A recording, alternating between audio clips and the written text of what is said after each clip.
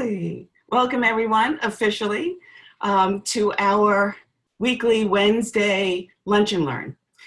So before we kick started, I want to introduce myself for those of you who don't know me, and I'll look for my counterpart, my alter ego Amber, to share a little bit about herself. So my name is Michele Brown. I'm a certified executive coach and proud owner of Into Action Coaching. Into Action Coaching is a full service sort of holistic executive coaching and talent management agency, and it is my purpose and my passion. This is why the topics that we've covered last Wednesday and today are so near and dear to my heart, because I am living my purpose. And Amber and I started this initiative at the beginning of this sort of pandemic because we felt that there were some relevant topics that so many of you wanted to hear. So we are, proud and delighted to be spending these lunch hours with you. So Amber, you want to introduce yourself?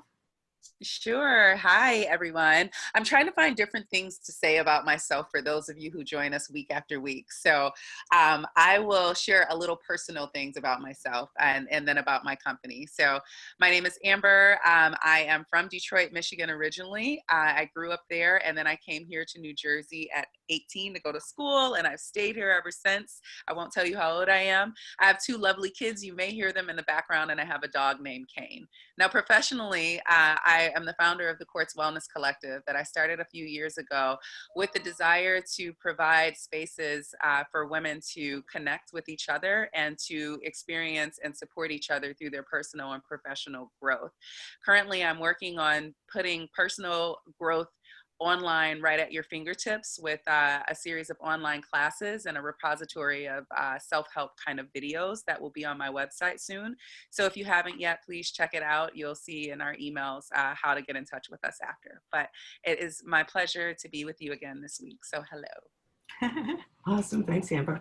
One thing before we introduce, Amber's going to introduce our special guests today. I want to address there's a couple of questions coming through asking about the recordings. So we have those recordings available. I know it's on my website, intuactioncoaching.com, as well as, Amber, it's on your website as well, correct? I put the link in the chat. Oh, perfect. Yeah. So the good news is, if you can't attend any of them, or you can't stay for all of these weekly Wednesdays, we have each of them recorded. And as Amber mentioned, she's going to put it in the chat, but we also have it on our respective website. So you can go back and listen and watch and take notes and all that kind of good stuff. All right, so I'm going to provide a bit of context just so that when Amber introduces our special guests, you kind of know what you're in store for. So during last Wednesday's talk, the topic is pursuing your passion. We talked a lot about the why.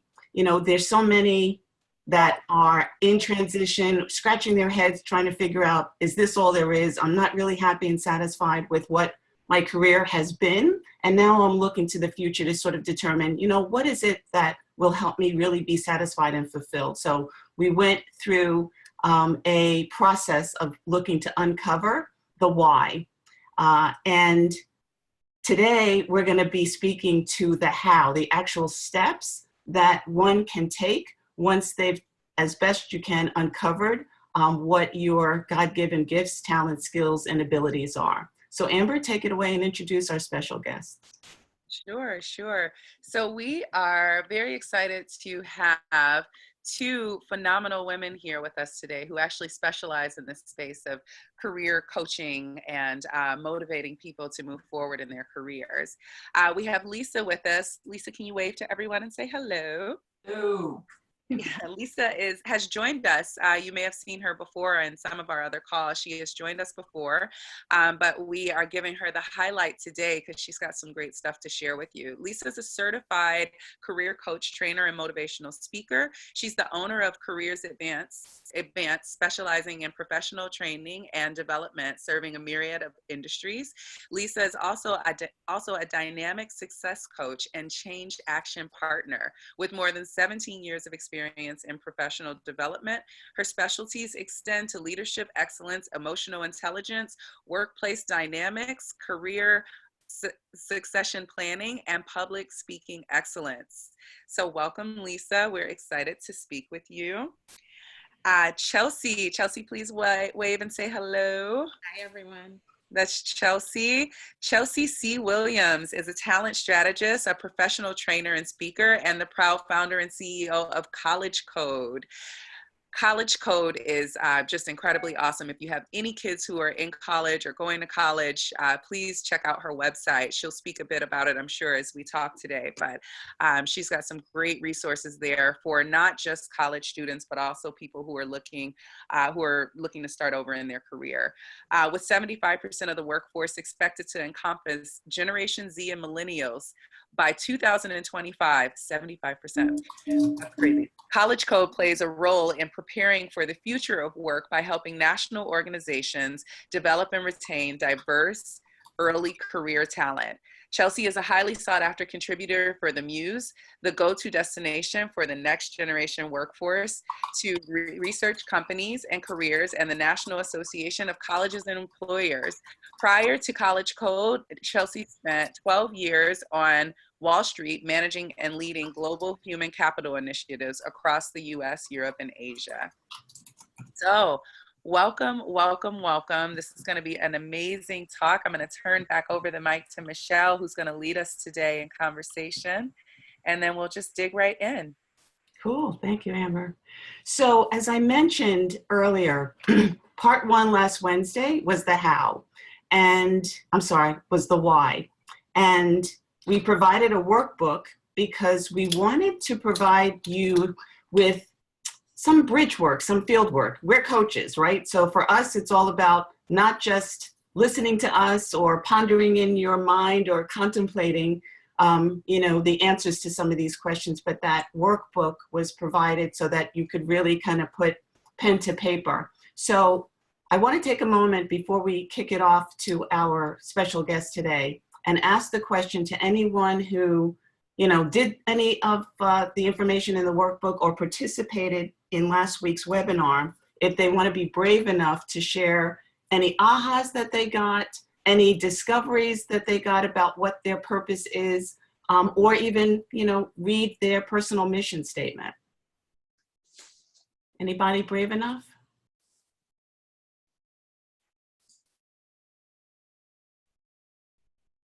Michele, can you hear me? Yes, who's speaking? It's Mindy. Hi, everybody. And I was not on the call last week. This is my first call. As Michele had mentioned, I worked with her a long time ago at the NBA. So I wasn't on the call to discuss the why, but I've had a lot of experience over the years. So I'm very clear on my why, on why I'm making some life changes right now. So without even hearing what you said, I'll just kind of tell you, and if that fills into your, lessons of last week, that's great. If not, direct me elsewhere. But so I have worked for the past 30, 40 years, worked very hard, worked for other people, raised a family, realized my own talents within. Some of them, were very helpful for me with the companies I was working for. Some of them just had nothing to do with the companies I was working for. But at the end of the day, the why for me is that I want to take my talents, my experience, and make it all for me instead of working for somebody else. I have two grown children, and it's about really taking a lifetime of learning my strengths and my weaknesses and relying upon myself moving forward. So brilliant. That's my story. Yeah, absolutely. And what's interesting, Mindy, your story is our story, right? This is absolutely what these two parts are intended. What you made reference to is sometimes we get to a point in our life that with the experiences that we've had, and even the opportunities presented, we start to ask ourselves, well, wait a minute, I'm really uncovering what it is that I don't want, right? And even with that leaves a void to, if I know what I don't want, well, then what do I want, right? So yes, this is the journey that we're on, and this is absolutely right context for what we're going to be diving into today. And this is really kind of the how. So that you all have the proper framework, Chelsea and Lisa are going to walk us through 5 steps that even if you're still in a level of ambiguity and you may or may not have uncovered what your purpose is, even with that, what do you do once that purpose has been uncovered? So I'm going to take them through each point sort of, or at least prompt them step by step. The first step will be around self-assessments and any kind of tools that one can take to better understand what their values are, what their talents are. The second point that they'll speak to is getting into the research. You know, what are the career options? The third point will be defining your target market. The fourth will be, how do you network? How do you navigate, especially, you know, under these circumstances where, you know, setting up in-person meetings may not be possible, but you know, it's how do I start having conversations with people, and we call it conversation for possibility. And then the fifth is what marketing materials, you know, from resume, CV, social media. So those are sort of the 5 steps that they're going to be taking us through. I wanted you all to kind of understand the framework that we're going to be following. All right, so I'm going to kick it off, Chelsea and Lisa. So I'm going to direct this to you, Lisa. So tell us a little bit about assessments and the value of them. You know, what is it intended to help us understand when we're going down this path? Great. Well, hello, everyone, and thank you both, Amber and Michelle, for bringing me in. And I'm excited to work with you, Chelsea, today to sort of anchor our support for Michelle and Amber's audience here. The question around assessments is something that I think we've all heard of. They've been around for actually decades. The thing about them is I don't know if folks really think they have value. Great, I know about myself. Why do I gotta take this test? And a lot of people call it a test. I wanna say it's not a test. There is no pass or fail. It's simply a tool that you put in your own information, things that you know about yourself already, in order to then yield a report that provides insights as to what your skills, interests, values, and personality traits can lend themselves to specific careers. Now you have skill assessments, personality assessments, and career assessments.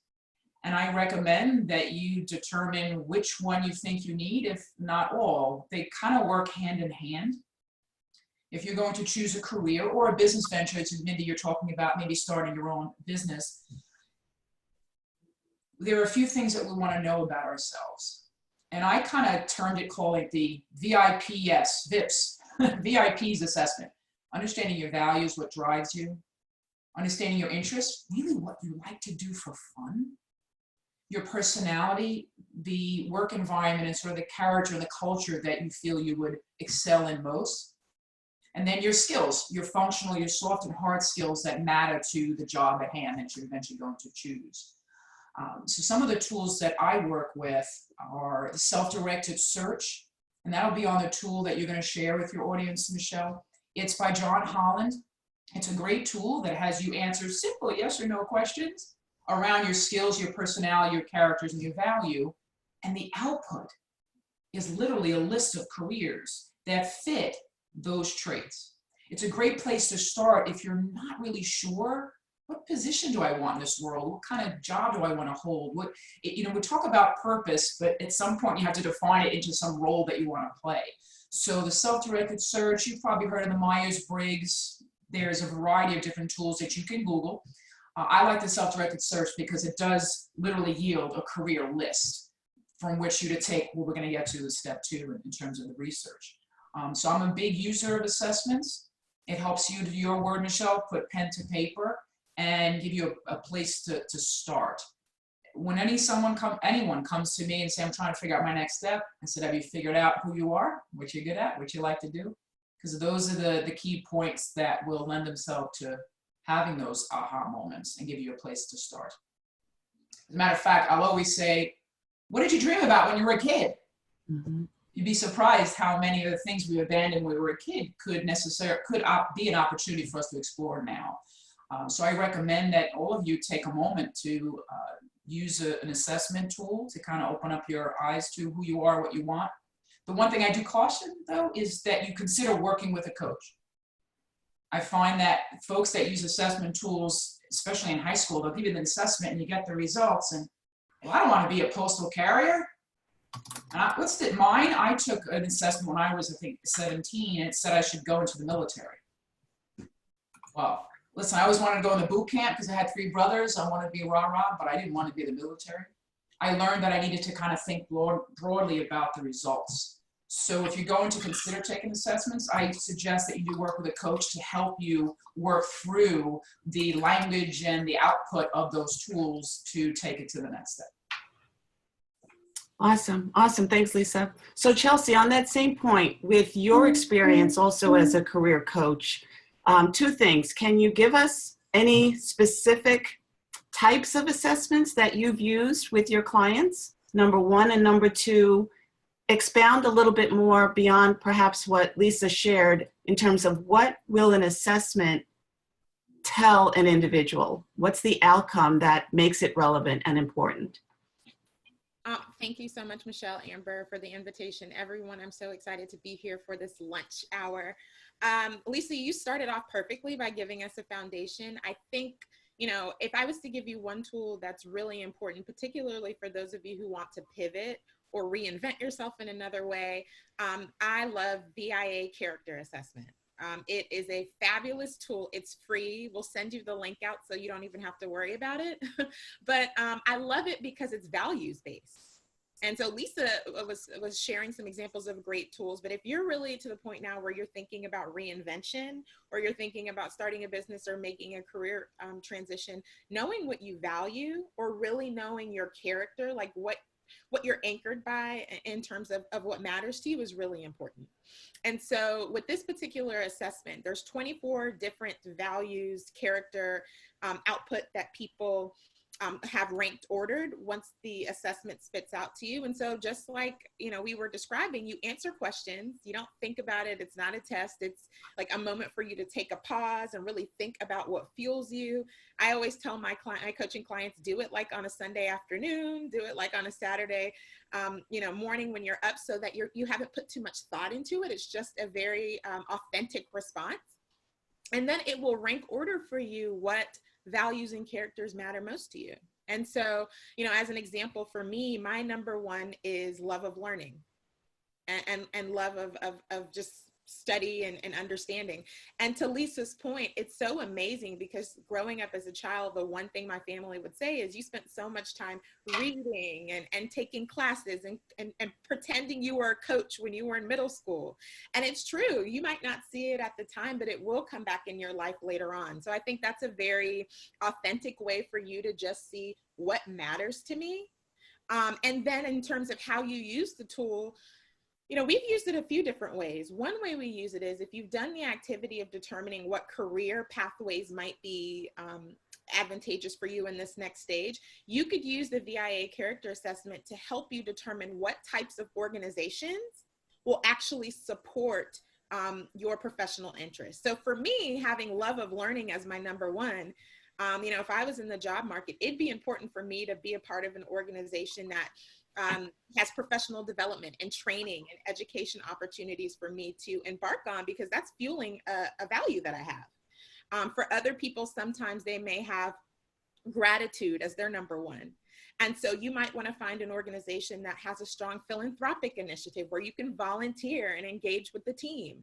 These are all things that really help you make sure in your organization that you're playing off of what matters most to you.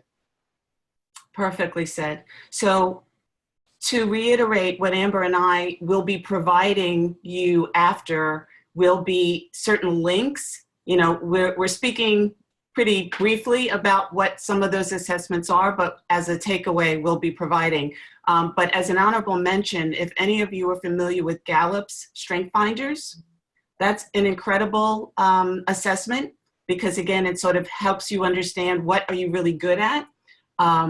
Lisa and I, well, I think many of us as coaches on the call today are certified in a number of these assessments. And one of the assessments that I use with my clients is a modified DISC. If any of you are familiar with DISC, which is really measuring your communication and your behavioral style. And the value in taking a DISC career assessment helps you understand what type of actual culture that is important to you, what type of manager you're going to need. I tell clients all the time, you're not just being interviewed by a potential employer if that's the direction that you want to go in.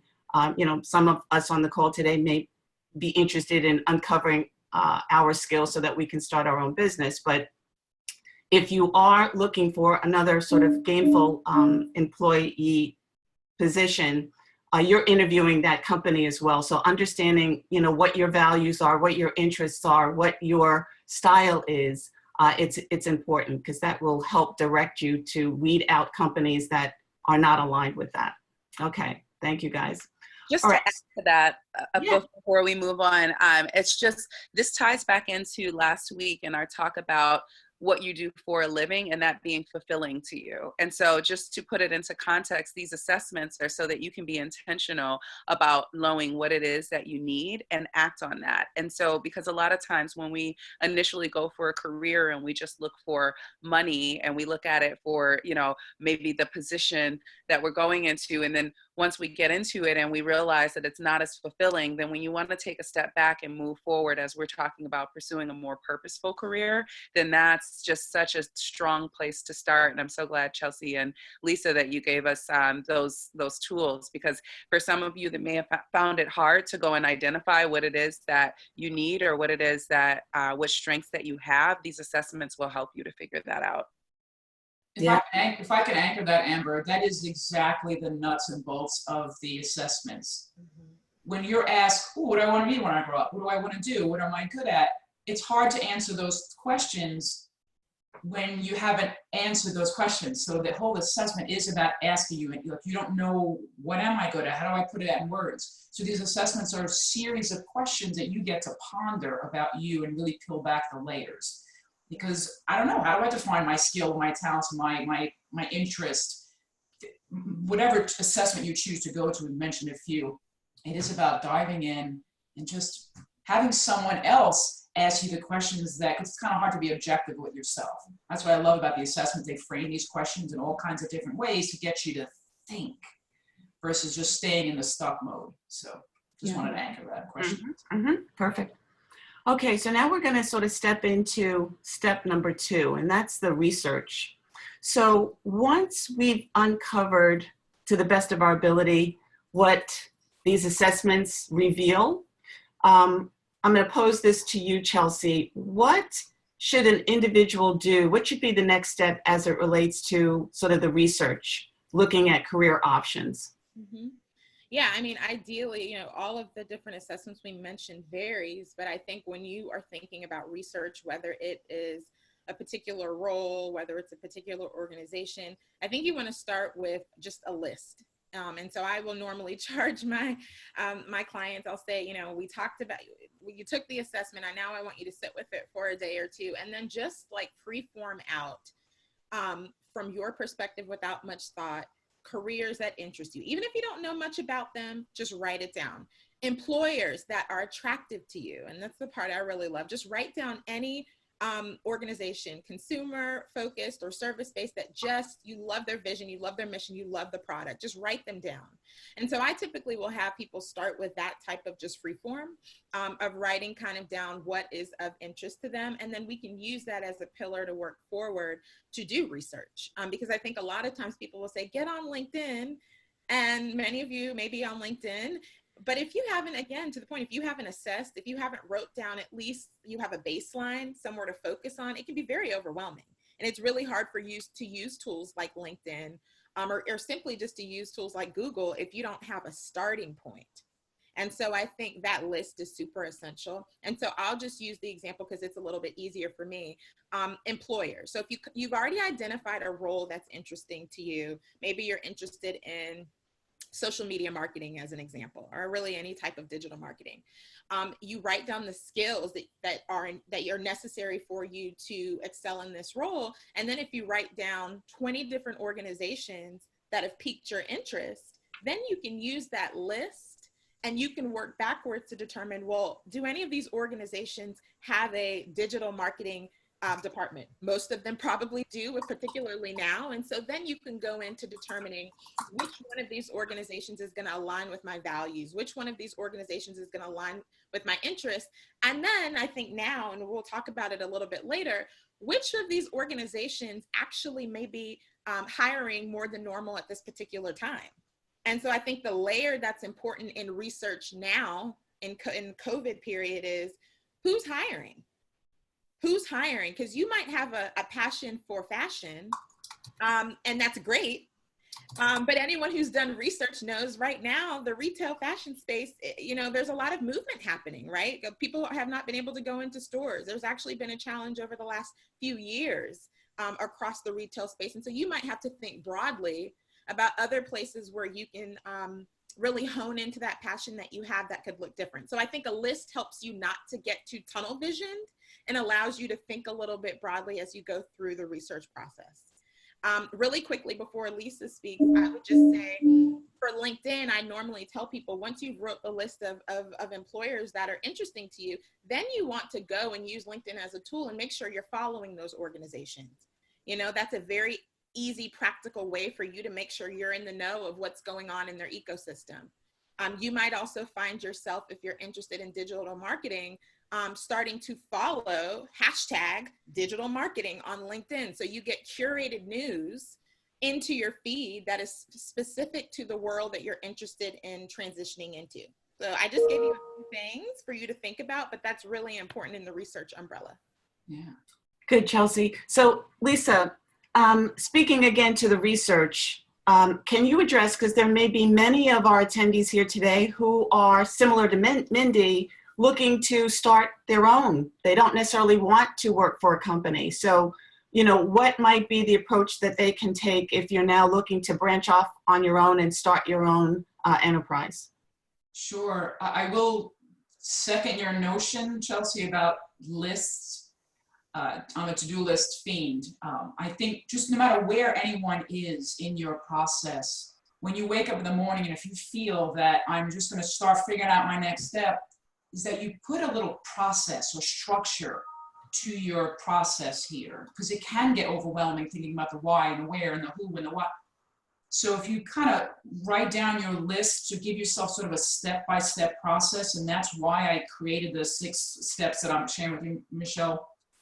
The assessments, research, eventually you're going to get into networking, which we'll touch on, but we're not there yet, because I don't think you can explore networking conversations until you have something to bring to that conversation. So specifically for folks who are thinking about starting a business of their own, the assessments will help you with that to determine the what it is that you want to do. Because if you're going to offer up a product or a service, it needs to be something that you are passionate about, because you'll get bored with it, it'll get too frustrating, and you won't get through the pain points. So knowing what it is that you want to sell or deliver as a product is really the first place to start. So that's why the assessments can help you with that. Assessments can also help you to identify what strengths you have to be a solopreneur, an entrepreneur, and where some of the areas that you may need to bolster in terms of being an entrepreneur. Because as Michele, Amber, and Chelsea and I know, and many of you on the call may know, you're going to wear many hats. So understanding what skills you have for wearing those hats and where you need to bolster up on is also good to know. As far as the what, I've had a lot of folks that come to me, it's why I do entrepreneurial transitioning too, to say, you know what, I'm done working for somebody else, I want to do something new. And I'll ask them some of the same questions I ask folks that are thinking about the career. And here's what I'll say. There's 3 questions I think everyone on this call in search mode should answer for themselves. Position, industry, and company. Now, the company could be your own and you'll get there, but what position do you want to play in this world? What industries do you want to play in? That comes down to your passions. And then what company do you want to wear your hat? And if it happens to be your own, then the research is, what product do I want to sell? What role am I going to play? Because I play several different roles in my practice, and there's some roles I can't play. I have to bring in a contractor, consultant, etc., to do the roles that I'm not good at and I don't want to do. So get to that list, Chelsea, to your point, is to write down, hey, what am I passionate about? How is that going to translate into a product or service that the market's going to need? If I'm not sure, let me research, what does the market need now? What is going to be my audience or my consumer or my target audience for what it is that I want to bring to the table? What work structure do I want? Do I want to be a contractor? Do I want to be a consultant, freelancer? There's some similarities between the two, but you may want to research to understand those different kind of role structures and business structures. And then moving forward to investigating, what is it going to take for me to launch my business? What do I need? Finances, tools, systems, processes, people. That's where your lists are. So investigating what entrepreneurship means, and then you can sort of develop the what you need to get that off the table. Lisa, I'm glad you bring that up. We're actually going to fast track next week and do how to start your business. So we are switching up the schedule because we know that there's some of you who are going to say, oh, I really want to get into that business that I've been thinking about. So although the schedule has a different topic for next week, if you've seen it, I am going to make that change right after this, and we will be talking about how to start and grow your business next week. So you'll want to join us for that if you're interested, so we can dig in more there. Great, I'll join it.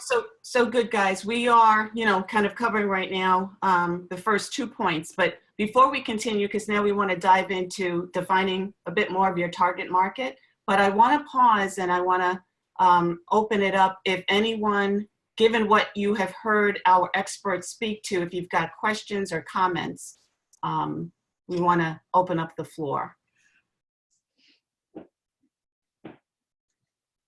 There is too many women on this call to be quiet. Hi, everyone. I joined a little bit late, and so I missed the different programs you suggested to do an assessment. Could you just rename them or spell them or tell me, anything? Hi, Kimberly. Hi. Yeah. So what we spoke to, Chelsea, what was the one you made reference to? Was about values, I think? Yeah, mine is VIA character assessment. That's a big one for values, character, and the like. And I'll just add on really quickly, anyone who is early career level, student level, super strong, which is a Myers-Briggs assessment that's typically used in the career development of early career. That's a great one as well. Strength Finders, Gallup was another one that we made reference to. And the third one is based on DISC. It's a career assessment. But keep in mind, with whatever you may have missed, we'll be doing tips and takeaways, and certainly this whole recording will be posted on Amber and my respective websites. So you won't miss a thing. Thank you. Yeah, you're welcome, Kimberly. Anyone else have any questions or comments? Yes, Hi there, Desi. Desi. I don't know if can you hear me? Yes. Hi there. It's so great to see you, Michele. I I had a quick question about self-employment and entrepreneurship. You mentioned that there's a slight difference, and you don't need to get into the weeds of it, but you mentioned 3 things, whether you want to be a contractor, a consultant, or there was another Freelance. A freelancer. Okay. Thank you very much. Sure. They're usually, they're somewhat interchangeable depending on the industry and the field that you're in. Right. Contractor, you can have a short-term contract or a long-term contract with an organization. If you're doing a long-term, maybe you're working with one company. If you're doing short-term, then you can have multiple contracts. Consulting, right. Similar, that you're on a contract basis, but you're considered a consultant, so there's an advisory capacity in that role. That Yeah, helps. and this is perfect. Again, as Amber mentioned, for anyone who's on the call who is interested in traveling that track, you want to be part of Amber's talk next week, because we're going to be diving in specifically to all the various, because what we're talking about here are different business models, right? And roles as an entrepreneur that you can take. So yeah, definitely stay tuned for that. Yeah, and Michele, if you don't mind me just sharing, I feel pulled to share this with the group, but I think it's really important for everyone on here to ask yourself the question, what problem am I solving? Lisa spoke to it when she was speaking, but I think whether you're interested in being in the workforce, excuse me, and working for an organization or starting your own business, I wish people had told me when I first started off how important it is for you to have that answer to that question. What problem are you solving? Because you can have the purpose, and I know you can have the purpose, but if you're not able to define the problem and speak to the problem and meet the problem, I think it's very difficult for you to excel in either of those spaces. And so really try to hone into that question. Thank you. Mm-hmm. Absolutely. All right. Mind you, I may not pose the question and open up the floor, but if you have a question, post it in the chat or raise your hand, because we want to make sure that we're addressing and not skipping over you. All right. So we started talking, and I'm going to pose this to you, Chelsea. So we were talking a little bit about sort of defining the target market, right? Position, function, role, industry, company. Can you speak a bit more to that in terms of just how important it is being intentional and what an approach an individual can take around defining the target market and how they should proceed with that? Yeah, I mean, the target market, again, it's back to the question that I just posed. What problem are you solving? Because your target market is your target market because there's a problem that they have that you can solve. Whether you're a professional and you're working in an organization and maybe it's accounting, and we know that accountants solve major problems. They can help us to mitigate problems, I should say. And so knowing that up front allows you to service that target market more exceptionally. Or if you're a business owner and you're going into business, you've identified the problem or two or three that your business services help to solve. And so the target market piece, Michele, is really, really important, because if you don't have the target market, you'll be everywhere. You'll be kind of throwing a dart and it will never hit the target market. And I say that from being there before. So it's really important to do the work up front and be able to identify, what is my target market? What are their pain points? And to the point about research, with Google now, I promise you, everything is at our fingertips. And so it's nothing but a Google search away. If you think about, even questions you might pose out to kind of determine the target market, this is another space, and we're going to move into it. But when you think about your network and you think about exploratory conversations with people, just to hear from their lens what their challenges are, where they see opportunities to and through COVID, I think those are really healthy things to do to help you identify what your target market is. So it's not just research online, it's also conversations that you might have with your network, certainly with people in the ecosystem of this conversation, but that's really, really important to make sure that you are focused. Mm-hmm. Mm-hmm. Lisa, do you want to expand on that?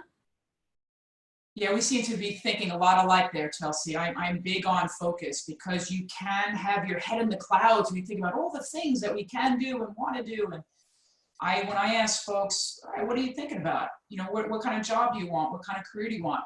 Oh yeah, I don't know, I'm open to a lot of things. And then they stay there, and it's wonderful to be open, but if you don't have clarity and direction, you will not land. And that dart that you throw will just fall, will just have too many holes in the wall because it's picking on too many things. And how will you be able to eventually market yourself when you don't have clarity about what your target is? Because we cannot be all things to all people. To you, Chelsea, I wish years ago I would have known a little bit more about target marketing, even when I started my practice, because I didn't know what I was doing when I started. I had no idea. It took me 10 years to really figure it out, because I was kind of going with the motions. So when it comes to your target, think about who you want to serve. Do you want to work with children, the elderly, the homeless, That comes to your passion. You want to work with executives? Do you want to work with corporate? Do you want to work with educational institutions? Who do you literally want to serve? Where that you might land will be something different. Like you might work for a corporate company that serves educational institutions, but figure out who you want to serve first. So then you can then step back and then figure out, now let's see, how am I going to target myself to that target? Because we know if you want to serve, you can do your research. And literally, I'll do this with my clients. Okay, who do you want to serve? Children, adults, what have you? Go into Google. It is an amazing tool. It's helped me in so many ways. You can Google companies that service the homeless in New York City, organizations that work with college students in Ohio. You can literally put the whole question in there with a town or region, your audience, and then whether you want to work with a company or institution, and then see what comes back. It's amazing. If you're looking for a job, just understand the job market. Social media jobs in Alabama.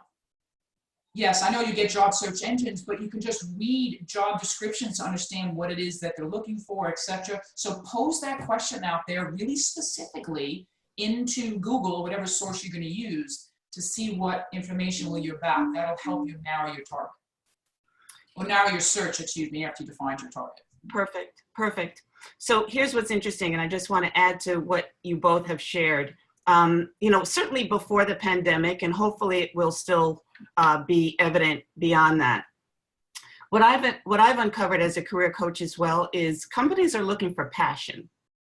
Function will get you in the door. Passion will keep you hired and tenured and will help you advance within an organization. So that is why it is absolutely imperative that you uncover what your passion is, what your purpose is, because you want to make sure that you're aligning that. So in terms of identifying your target market, as Lisa and Chelsea have made reference, look at organizations whose mission statement resonates with you, whose vision resonates with you. If they've got corporate social responsibility as a strategic initiative, you know, if that's important to you, you're going to be able to speak to that as an alignment to what you like to do. And then you can really speak passionately about who you are, what you do, and what you can bring to the organization. And then there's almost immediate alignment. So when you're going through your list, as they both have mentioned, to kind of come up with your short list, make sure that you are identifying what an organization's mission and vision is. What pumps Kool-Aid? Are they an organization with a soul? Who are they serving? That is where you want to make sure that your passion is aligned with theirs. And then you're expressing that, because when they see that light bulb of you being really animated, trust me, you know, it will get you past, you know, round 1 and round 2 of interviews. Mm-hmm. Okay, so let's keep moving, because gosh knows we could just keep talking all afternoon. So this next step 4 is about networking. All right, so, you know, now that you've kind of uncovered what it is that you're good at, you've done a little bit of research about your target market, you've narrowed it down to, okay, what's the position, what's the industry, what's the company, and now you're crafting your short list. What now, Lisa, should they do relative to networking? What's the networking campaign or strategy? I appreciate you sharing the word strategy or plan, because I think we need to have a networking plan. Going into very haphazardly can get very frustrating very quickly. And, you know, they say you only have one chance to make a great impression. And it's true, even to your network, you want to come off as having some solid understanding as to what you're looking for and what you're interested in, so you can guide that conversation very specifically. So how I approach networking is I do a 5WH approach, to have a plan. Define your who you can speak with. Let's identify the people that are in your circle and outside your circle that will have some value for your conversations. Folks that either have insights to the industry you're interested in, folks that can provide you connections to people inside your industry that you want to go into. So let's start defining the who that you can speak with. You can even develop literally an Excel spreadsheet. Be tactical about it. get a piece of paper and make your columns, however you need to do it, but pen to paper, mouse to computer can really get it really structured on paper. So start thinking about your who, go through your LinkedIn contacts, throw through your contacts to identify folks that are in the space you want to play and could be good resources. By the way, for advice, opinion, and connection, you're never going to ask a networking person, your contacts, who's hiring, can you pass on my resume? We're going to take that out of your conversation. You're going to ask, hey, I'm looking for a job. Take the word job out of your conversation. You're going at this for advice and opinion. So define the who, then define the what. What do I want to know? After you've done your research, now you can come up with questions that come out of your research. I found out this. Ooh, that leads me to need to know this. So what are the questions that you can ask each of your who on your list so that you can direct those conversations? Perfect, perfect. Chelsea, you want to speak to that? Yeah, no, I think that, Lisa, that was so great. And I think, you know, like the Nike slogan, just do it, is like so necessary for this conversation, because I think for many of us, there's a hesitation to make the ask. I know I struggled with it for years, like even in the people closest to me. Am I asking too much? Like, do I need to look elsewhere? And I would say what I normally tell my coaching clients is, just write a list, 20 people. I usually will have people really shoot high, 20 individuals in your network. I don't think, you know, and I tell people just write 20 people, because sometimes you want to think to yourself, well, this person probably is the best person to ask for support. This person won't have anything to offer. And I will tell you, in business, there are some people who I would never think to understand my world, who've actually been the best pioneers in helping me get opportunities, simply because they know what I do, and they keep it in their mind almost like this is what Chelsea does. And so if they hear something in a webinar, if they hear something out with their family, they will make a connection because they know. And so, you know, I am one of those people, I will say, I think Lisa said, go into it from a place of understanding. And I think that's right. And just being able to really get some thought and opinion from people. I also feel as though women sometimes need to just be very clear about the ask. Certainly you need to do your research. Certainly you need to be professional. But I think time, I'm always thinking about time. Time is of the essence. So at some point you have to make the ask very clear. And I think people really need to know, you know, what is it that you need and how can I support you? So I'm a big proponent in, at the end of a conversation after we're checking in, I'll ask the person, how can I support you? So be helpful to that person. And then when they ask you, how can I support you? Don't say, well, I'm okay. I'm good. Share what it is that they can do to support you, or you'll always be in a place of giving, and you may not feel as though you're getting anything back simply because you haven't really put yourself out there and made it clear to people. So I think that that's really important to do. I think, again, LinkedIn is essential. Everyone is home now. Most people get their jobs through their network. 85% of jobs are through referral. It's not through just applying online and just hoping that you're going to get, you know, an email from a company. Particularly now, those relationships that you have, you want to maximize them because it's going to help really set you up for success. Fantastic. Amber, there was a point you wanted to make? Yeah, just to Chelsea's point, I think that one of the pieces of your success also that that could be shared with everyone is how specific you are. When you're specific, people know how to help you. And when you're niche, people know who you're there for and who you're serving. The name of Chelsea's company is College Code. So that speaks volumes. Okay, they know exactly where they can support you. And so just wanting to point that out for us, even though that's her within a company, you within a position or a company, the more specific and niche you are, the more someone knows how they can support you. When we give those lofty kind of big answers, people, it goes over the head and the conversation keeps going and they don't really know what they can take from it to support you moving on. So. Mm-hmm. And to underscore what, you know, all three of them have just said, the approach I often like to take my clients through in terms of strategy and planning. Number one is create your own personal board of directors. And, you know, that may be a topic or a webinar in and of itself. And a personal board of directors, as you're doing this networking campaign, it may be a prior manager that you have worked for in the past and who knows you and likes you, and they may be able to kind of give you tips and techniques, and certainly they may even leverage you and introduce you to people that they are willing to introduce you to.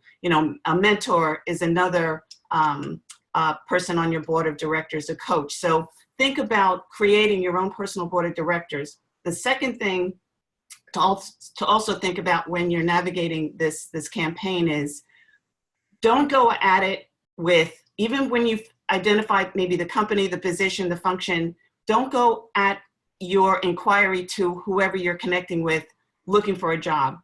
The first step should be exploratory, introductory. You want to find out, you want to be like an investigative reporter looking to understand enough about that organization and what that individual's role is. So do not go in with seeking to identify a position that they may be hiring for. It's the within. What's in it for me? What's in it for that other individual? Because, I don't know, they just may see it a little too direct and a little too polarizing if you're immediately having that initial conversation and it's all about, what positions are open within your organization. And then lastly, Michele, to that point, I can share, I have like an outreach script, if you will. If you're looking to reach out on LinkedIn and just start a conversation, to your point, Amber, it is about being specific. Don't just have those lofty questions. So I've been doing my research on X. I'd like to get your opinion on Y, so they know what they're coming to you for. So I have sort of like an outreach script that your audience here might be able to leverage some of that language just to be forthcoming, but be specific on the ask. That's perfect. And then lastly, because boy, time is flying by. Lastly, the other third point I want to make is, when you're using LinkedIn, and this is going to gear us into the last step, LinkedIn just being one of the many sort of social media tools, begin to look for who the hiring manager is, the position that you may be reporting into. You can actually even, I think, bypass HR. If you're timid, get bold. Don't necessarily, because people in HR, they're going to have screeners that are looking at a gazillion resumes. Look to identify who the hiring manager is and look to see how you can get an audience with that individual. And again, make it about them. I want to hear about your role, how you got to where you are. Tell me about the company. You'd be pleasantly surprised to know how many executives or leaders within an organization would be happy to spend 10 minutes, 15 minutes talking to a complete stranger because you have expressed interest enough about their organization that they're willing to give you time. Okay. Lastly, let's talk about marketing materials, right? Resume, CVs. How do we leverage social media as a way to, pursue our passions? Chelsea.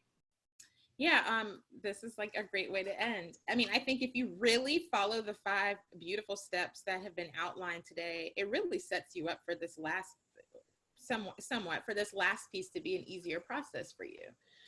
With so many people applying for jobs, again, if you haven't done due diligence to really think through what's my story, what's my skills, what problem am I solving, and that hasn't been clearly articulated in a resume, which to Lisa's point, this is why I think it's so good to work with a coach, someone who has looked at thousands of resumes and can really help you with the storytelling piece. It's easy for your resume, even if it's great, to be lost in the sea of many people who are applying.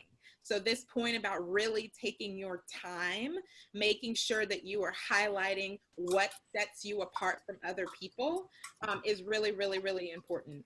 I think, resume, cover letter, yes, there's a science to it and people can support you. I think the next piece about marketing now, transparently, Michele, is it's this social digital focus, because I've heard many stories from search firms and recruiters who say, yeah, we didn't even really, and I'm not advising you not to work on your resume, but they'll say, we didn't even really look at the resume because we connected with someone on LinkedIn, as an example, and it was so strong and their knowledge base was so compelling that just became an additional additive point of their story. And so why do I say that? Some people spend so much time on resume and cover letter, and they neglect the part of their story that's digital communication, which transparently now most people are home, except for our wonderful essential workers. And so there's a lot more eyes. There's more eyes on your LinkedIn page. There's more eyes on your Facebook page. There's more eyes on your website if you have one. And so you really want to make sure that you've taken the time to communicate what your skill set is, and again, what problem that you're solving. So when it comes to marketing, I think you certainly want to think about verbally how you're communicated in marketing yourself, but you also want to take a moment to think about your digital communication. If you have someone in your network, whether it's a coach, whether it's a person who's worked corporate or even in an organization who can give you perspective, have them audit your story, your resume, your cover letter, your LinkedIn. Have them tell you, non-biased, how they feel about how you've projected yourself. It's really, sometimes it can be intimidating, but it's really necessary to make sure that you're setting yourself up for success. Perfect. Lisa, 1 minute. Add your piece to it. Make sure all your self-marketing material is targeted, relevant, and engaging. All your information should speak to your audience and what they're looking for. If you have gaps in your employment, if you have a history of not doing the tasks that you're about to do, you're going to need to find ways to reshape your narrative so that whoever's reading it for 30 seconds knows quickly who you are, what you bring to the table, and why they should have that conversation with you. Love it, love it. Okay, so I want to underscore, first off, Lisa, amongst many levels of expertise, is a resume writer. So you want to potentially reach out to her, because I have referred a lot of clients to her, and she's been incredibly helpful in helping them craft their resume. And also, as an honorable mention, all 4 of us are career coaches. So if any of you today, and we're not soliciting our services, we're here to support and help, but if there's any additional support that you need and you may want to engage with any of us, please, that's what we're here for, and this is what our area of specialty is. So all 4 of us specialize in this area. All right, so we're here at the bottom of the hour. If you all don't mind, we try to be incredibly respectful of your time, but if you don't mind, if anyone needs to leave, please, we just have 5 more minutes before we kind of wrap up, because this stuff was really rich, and Chelsea and Lisa did an incredible job in putting a lot of meat on the bones, to these 5 steps. So in terms of wrap up, so we will provide, Amber and I will provide tips and takeaways. We do the best we can to extract from our conversation today, some highlight tips and takeaways. So we're going to make that available to everyone who's on the call today. Secondly, as we've explained to you, the recording is going to be on our respective websites. So you can listen to it over and over again and pick up on the pearls of wisdom that's been shared. In terms of what's coming up, this is a labor of love for Amber and I. We're going to be doing this, spending 12:30 to 1:30 every Wednesday now until, I don't know, there's no more to talk about, which of course is not even possible. But next week, Amber will be taking us through how to start and grow your business. On the 20th, Amber, as she mentioned, we're going to post this, but I'm just kind of giving you some updates. On the 20th, I'll be talking about how to effectively work from home, and we'll probably be providing those who sign up for it a complimentary DISC assessment that is specifically intended for those of us who are working remotely, how to really manage your time and communicate while you're working remotely. And so that'll kind of get us through the end of May, but stay tuned for the list of upcoming topics, but that's what's happening in the next 2 weeks. Amber, what else did I miss before we? Nothing else. I would just say, if there are any pressing questions, if anyone is like, oh, that was good, but I just want to get this out, we do want to just give you a second to address that. Does anyone have any pressing questions?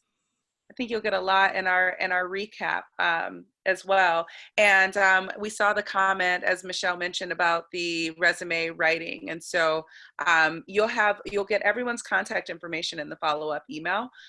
So you'll have Lisa and Chelsea's and know where to find them as well. But I think that's all we have for this week. We're glad that you all joined us. We hope that how, last week, if you didn't catch last week, please go back and watch the recording. As Michele mentioned, we have the recordings as well as our space. We do this as a labor of love. We do accept donations if you feel like giving them to us. We don't turn them down, and you'll see the donate buttons on our page.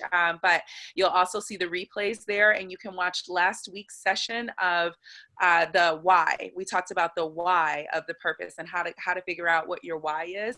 And this week was dedicated to the how. So again, if you missed it, go back and check out the why, and also check your email, because we sent out a purpose workbook that Michele and I both put together as well. And that could help you in some direction too. And do your assessments. That's your homework. If you have not yet done an assessment, pick one and do it. And self-awareness is key. It's so important to know what's important to you, what you want, how you function well, where you're strong, and those things will really help you in your career. So please, please, please do your assessments. Awesome. Awesome. Thank you, ladies. It's interesting. We always just get women. We got to get some male energy on these calls. Tell your guy friends. Yeah, right. Tell your guy friends, tell your colleagues. This is really rich, but we really do appreciate you signing in, spending your lunchtime with us, and stay tuned. We hope to see you next week. Thank you all. Bye, everyone. Take care. Thank you. Thank you.